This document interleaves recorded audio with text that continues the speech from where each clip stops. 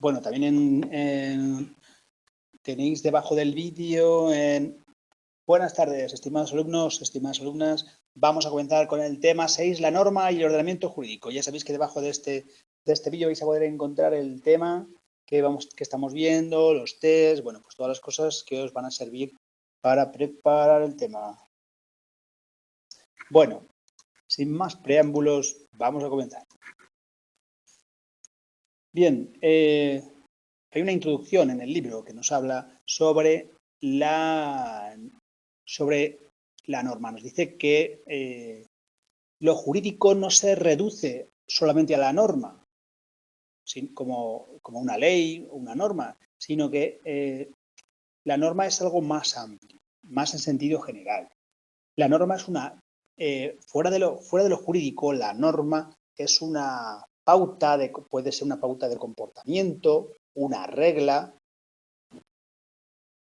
Así la RAE dice que la regla es algo que se debe seguir o a la que se debe ajustar las conductas. Por eso decimos que es una conducta que proporciona un marco de conducta humana. Las reglas se dan en ámbitos también que no son jurídicos, como en juegos, como en el ajedrez. En el ajedrez, pues tenemos también normas de ese juego. El fútbol también tiene unas normas de juego. Y lógicamente las normas de contenido jurídico ya tienen unas consecuencias distintas. En un partido de fútbol, pues una norma pues te puede conllevar, si das una patada, una falta, y una norma jurídica lo que lleva es una consecuencia de orden jurídico, que por tanto, si cometes un delito, pues vas a tener una pena. En definitiva, la regla es un esquema general del cual la regla es algo general y la norma es el caso concreto. Como veis, norma jurídica es un concepto general, abstracto, que abarca multitud de denominaciones, leyes, reglamentos, órdenes, circulares, directivas, muchas. Pero bueno, en definitiva, la estructura de las normas jurídicas, que es la pregunta número 2 del libro, que ha caído en muchísimas ocasiones, el año pasado cayó en 2023, y pues nos dice que tenemos que hablar de una estructura de la norma. Una estructura lógica que está compuesto por supuesto de hecho y consecuencia jurídica. Ojo a las preguntas de test. Nos dice supuesto de hecho y consecuencia jurídica, no o. Claro, si fuese o sería en lugar de, pero como nos dice y, tenemos que entender que es además de. Entonces, la estructura de la norma es muy sencilla, es supuesto de hecho y consecuencia jurídica. ¿Qué entendemos por supuesto de hecho? Supuesto de hecho se trata de un acto, conducta o un hecho que se describe de forma abstracta. ¿Por qué se denomina así? Pues porque prevé una situación de la vida a la que el legislador ha decidido otorgarle unos efectos. Por ejemplo, un acto puede ser pues, hacer la renta, ¿no? O una conducta es pues, reiterar un acto delictivo. Sin embargo, un hecho pues, puede ser un huracán. En definitiva, todos ellos pueden tener consecuencias jurídicas. Lo que pasa es que hay que identificar cuál es el supuesto de hecho. ¿Por qué es abstracto? Pues es abstracto porque interesa que cumpla, o sea, que interesa que pueda ser muchos tipos de supuestos, ¿no? Veamos, una consecuencia y la segunda parte de la estructura de la norma es la consecuencia jurídica. ¿Qué es una consecuencia jurídica? Pues lo que ocurre es que la norma vincula, obliga ¿a qué? A realizar una conducta, un hecho. Y si no se cumple esa conducta, tiene una consecuencia. Esa consecuencia, cuando tiene efectos jurídicos, es una consecuencia jurídica, ¿vale? Entonces, veamos, al hecho jurídico de no hacer la renta o hacerla mal, pues la consecuencia jurídica es una sanción, o no presentarla a tiempo, tienes una sanción. Al hecho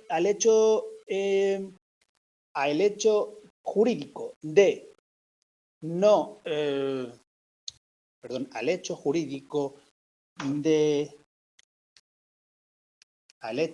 de, un momento.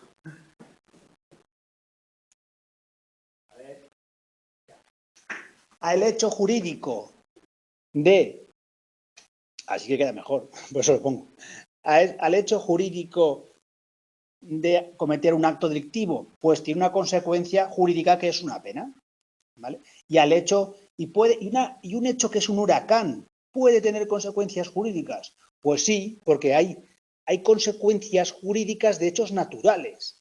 ¿Por qué? Porque, por ejemplo, una catástrofe como un huracán puede tener como consecuencia jurídica pues la cobertura de un seguro, por ejemplo. Pues veis, esa pregunta cayó en pregunta de desarrollo, así que tenerla en cuenta.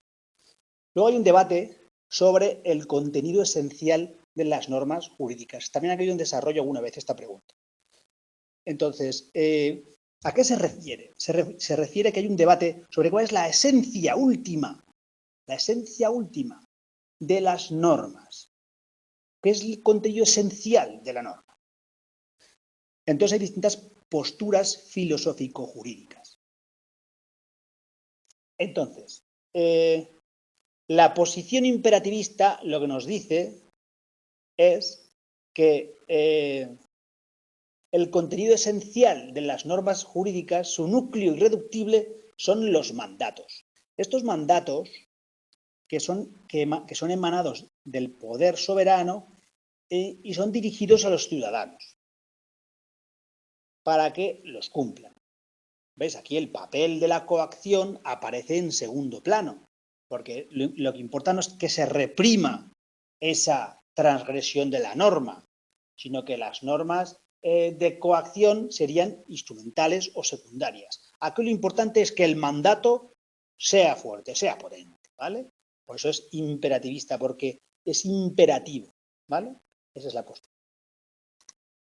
Luego tenemos la postura del juicio hipotético. Esta postura lo que nos dice es que lo esencial, la esencia del derecho es la sanción y los destinatarios. Ya no tanto el mandato, sino la sanción y los destinatarios. ¿Por qué es juicio hipotético? Porque la hipótesis es, si es A, debe ser B la consecuencia. Entonces, ¿qué ocurre? Pues que las normas primarias ya no son para decirles a los ciudadanos qué tienen que hacer o qué no tienen que hacer. Las normas son dirigidas a los funcionarios, porque ellos son los que van a ejercitar la coacción. Y las normas que ordenan esas conductas a los ciudadanos pues son secundarias y accesorias. Y por último, tenemos la posición ius naturalista o del orden jurídico natural, que nos dice que para que la norma sea válida debe respetar unos criterios fundamentales de justicia, unos mandatos de la autoridad que la posición ius naturalista que nos habla sobre el orden jurídico natural, lo que nos dice es que para que la norma sea válida tiene que respetar unos criterios fundamentales de justicia. Los mandatos de la autoridad deben respetar unos contenidos mínimos de justicia. ¿Y esos contenidos mínimos de justicia a qué se refiere? Pues más que lo pusieron en un examen, esos contenidos mínimos de justicia, y nos está diciendo que bueno, pues que se trata de un orden jurídico natural superior al derecho positivo, o bien con la naturaleza, o en relación con el objeto de la regulación, porque las normas no pueden ser simplemente reducidas a mandatos y que estos se dirijan a los funcionarios o a los particulares, sino que las normas tienen que tener un contenido jurídico pues que respete unos mínimos fundamentales de justicia natural que todos conocemos, ¿no? Bueno, otra pregunta de desarrollo importante. Caracteres de las normas jurídicas. ¿Qué caracteres tienen las normas jurídicas de forma general? Pues bien, los caracteres que tienen pues son la alteridad. ¿Qué significa alteridad? Pues como sabéis, alteridad viene de alter, de el otro, y por tanto, lo que se concibe la norma como algo que se refiere también a otro, ¿vale? Se refiere también a otro, por eso se llama alteridad. Es decir, que no regula la relación de uno solo, sino que regula la relación entre unos y otros sujetos. Puesto que el derecho siempre se refiere a varios sujetos, no solamente a uno. Incluso derechos que son individuales, como el derecho a casarse o a divorciarse, tienen efectos para terceros y por eso lo que se hace es se publicita, se inscriben en el registro civil este tipo de derechos. ¿Vale? Bueno, otra característica, otro carácter, la vinculatoriedad. Las normas no son meras recomendaciones. Las normas obligan y obligan a ajustar la conducta a lo establecido en su enunciado. Lo prescrito en la norma no es disponible para los sujetos, están obligados al cumplimiento. Las normas, por tanto, son de obligado cumplimiento. Otro carácter, la generalidad o abstracción. ¿Por qué las normas son generales o son abstractas? Lo son para que puedan cubrir muchos supuestos, porque las normas se refieren en términos generales a los sujetos, porque pueden ir dirigidas a muchos sujetos distintos. ¿Vale? Por ejemplo, una ley que regula las pensiones se va a dirigir a esos que han alcanzado la jubilación, se han jubilado. Lógicamente, pues hay que ser generalista, ¿no? Se expresa de forma general. La abstracción, por ejemplo, hay cosas que se regulan de forma abstractas, como por ejemplo el homicidio. Pues hay muchos tipos de homicidios y obviamente se regula de forma abstracta. Cuando es cualificado, pues es asesinato, pero en principio se regula de forma abstracta. Tipos de normas jurídicas. También han caído en muchas ocasiones en preguntas de desarrollo. Tipos de normas jurídicas. Pues bueno, las podemos distinguir según el grado de vinculatoriedad de su contenido. O sea, según su contenido te obligue, pues van a ser imperativas, prohibitivas y permitivas. O permisivas, también se puede decir. Lógicamente, las imperativas, las que mandan, las prohibitivas, las que prohíben, y eso, ¿vale? Y permitivas, las que permiten. Según el interés que protegen, pueden ser de derecho público o de derecho privado. De derecho público se refiere a un interés común, donde está la presencia del Estado, y de derecho privado, pues son un medio para satisfacer los fines de los particulares, ¿no? Comprendiendo también al Estado cuando actúa en calidad de sujeto de derecho privado. Porque recordar que el Estado también puede comportarse como un sujeto privado de derecho. Más tipos. Pues según el ámbito espacial o territorial, pues pueden ser también las normas autonómicas, nacionales, internacionales. Según su ámbito o vigencia, pues pueden ser las normas de vigencia indeterminada o determinada. Indeterminada, pues generalmente las normas son indeterminadas. La mayoría son indeterminadas en tanto en cuanto no se modifica la ley que la regula. Mientras no se modifique la ley, están vigentes. ¿Vale? Más cuestiones. La vigencia determinada a cuestiones, hay una clásica ley de ámbito determinado a un plazo, que es la ley de presupuestos, que tiene un plazo siempre anual. Por su referencia al objeto de regulación, pueden ser sustantivas o adjetivas. Sustantivas son aquellas que tratan sobre la conducta humana, por ejemplo, el Código Penal, el Código Civil, y las adjetivas son aquellas que sirven para regular los procedimientos en cada uno de los órdenes jurisdiccionales. Por ejemplo, está el Código Civil, está el Código Penal y luego tienen sus leyes adjetivas, como son la Ley de Enjuiciamiento Civil y la Ley de Enjuiciamiento Criminal. El ordenamiento jurídico, una pregunta más extensa, que también ha caído. Pues bueno, aquí vamos a resumir muchas cosas que hemos visto ya en otros temas. Fijaros, cuando hablamos de ordenamiento jurídico, pues hablamos de que las normas forman un orden, tienen un orden, ¿vale? Están ordenadas y ese orden es jerárquico porque esta jerarquía lo que te permite es, como vimos, pues darle unidad, coherencia y plenitud a ese ordenamiento jurídico. En la antigüedad y en el medievo, pues había una concepción, pues un sistema de pluralidad de fuentes. ¿Os acordáis que lo veíamos, esa pluralidad de fuentes que había en el medievo? Pues bien, ¿ha evolucionado hacia qué? Ha evolucionado, como vimos, hacia un concepto uniforme del sistema de fuentes, donde el Estado es pues, el agente de producción y de creación del derecho y sus normas, las formas en las que se plasman las normas. Pues bien, vamos por partes. Unidad.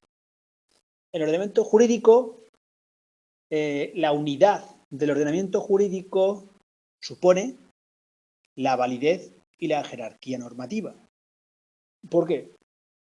Porque la unidad, para que haya unidad, tiene que haber esa validez y esa jerarquía. La jerarquía le da unidad al ordenamiento, ¿vale? Pues bien, la validez es el modo propio de existencia de la norma. Por tanto, será válida toda norma que haya sido dictada. Hay una validez formal. Primero, hay una validez formal. Esta validez formal, ¿qué nos la da? La validez formal nos la da que la norma ha sido dictada por el órgano competente, que haya sido de acuerdo con un procedimiento establecido y que no haya sido derogada. Dicho esto, vamos a ver, podemos pensar que, por ejemplo, la ley de amnistía es una ley que tiene una validez formal, ¿verdad? Está acordada por el órgano competente, el Congreso de los Diputados, está dentro de un procedimiento establecido de leyes orgánicas, ¿verdad? No ha sido derogada, está en una validez formal. Pero ¿qué ocurre? Que esta concepción tradicional positivista de validez no basta solo ese requisito formal, porque una norma dictada formalmente válida puede no ser válida, no puede ser válida en su contenido. ¿Por qué? Por contradecir principios o valores constitucionales. No solo es una cuestión de forma, también es una cuestión de contenido. La ley de amnistía tiene una validez formal, pero el contenido contradice o incumple principios o valores constitucionales, porque si la amnistía incumple principios o valores constitucionales, va a carecer de validez material. Tendrá validez formal en su forma de elaboración, pero en su contenido material puede no ser válida. Pues como veis, la cadena de validez deriva de una fuente primaria superior, que en nuestro caso es la Constitución española, y se articula conforme a un criterio de jerarquía formal y material. Pues bien, ya lo veis. Aquí tienes un poco resumido la validez. La validez es el modo propio de existencia de una norma.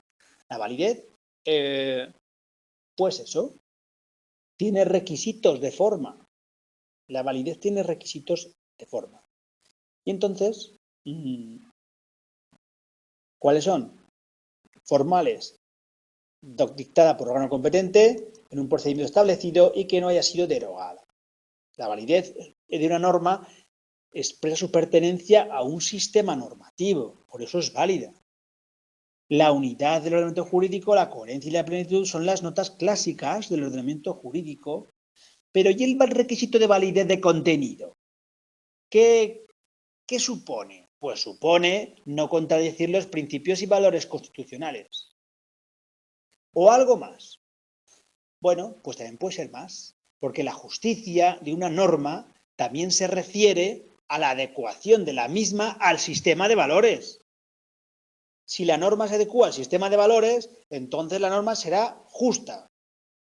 ¿Y cuándo será la norma eficaz?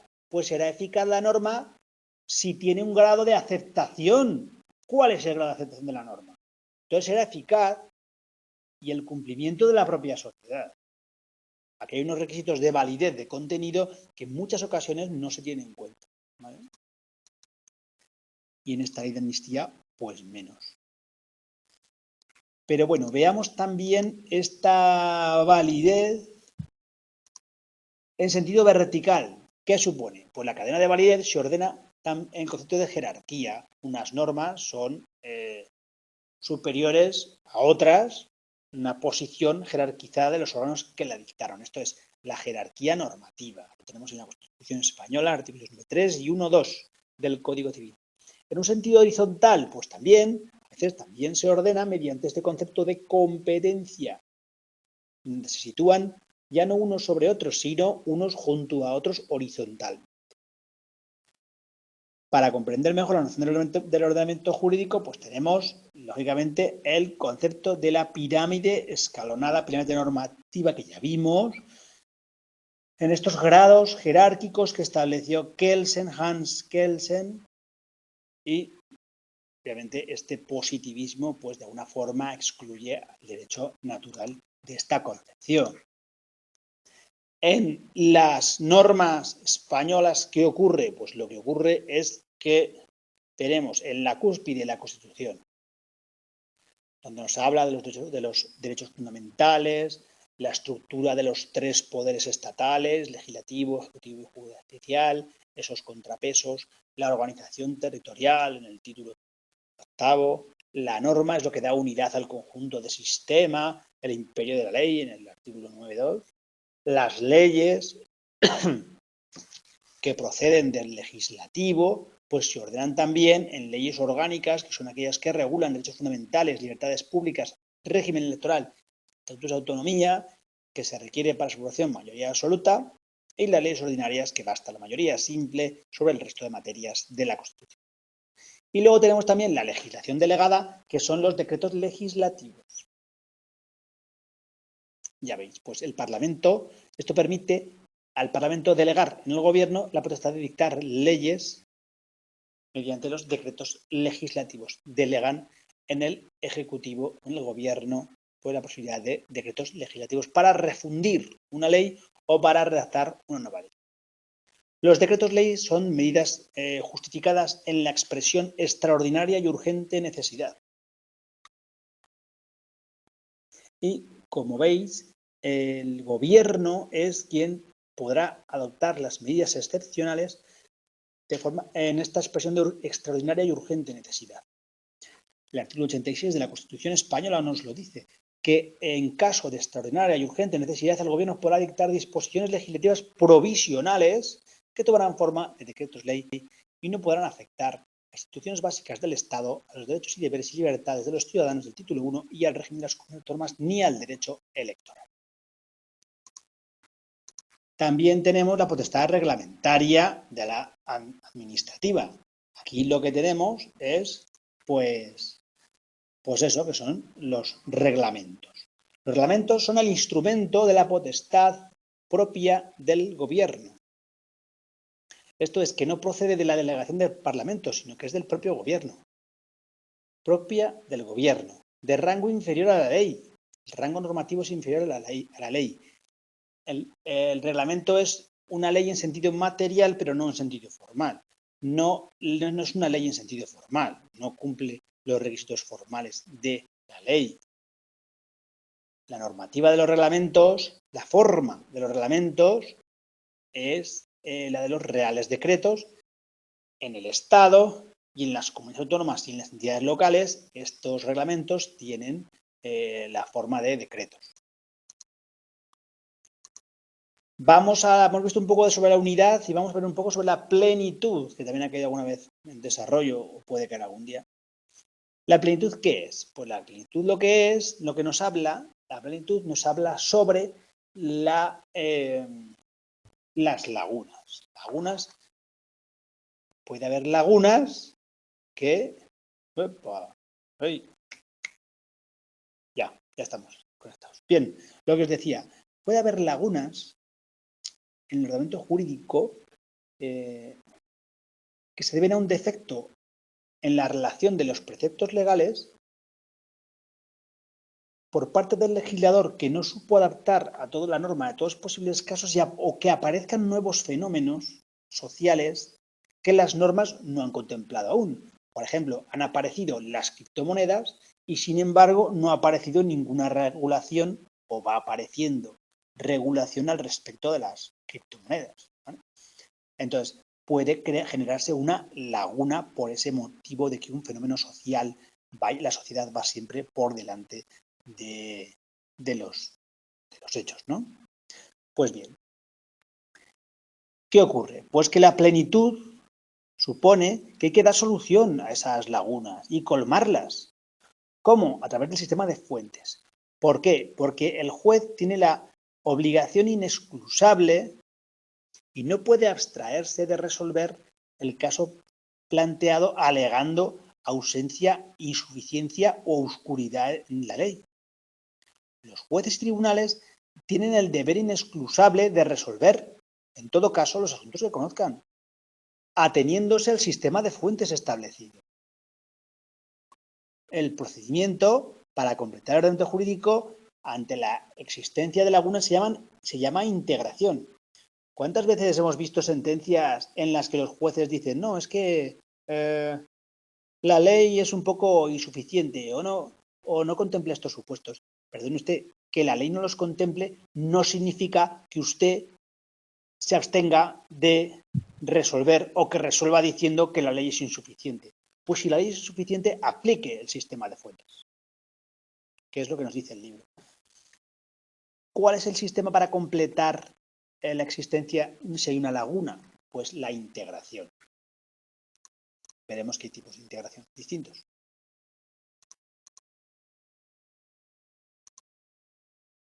Tenemos dos tipos, la autointegración y la heterointegración. La autointegración lo que nos habla es que se recurre a normas propias del mismo ordenamiento jurídico y principios para dar solución al caso, aplicando, por ejemplo, la analogía. ¿Qué es la analogía? Pues buscar una identidad en un hecho y aplicar una regulación similar.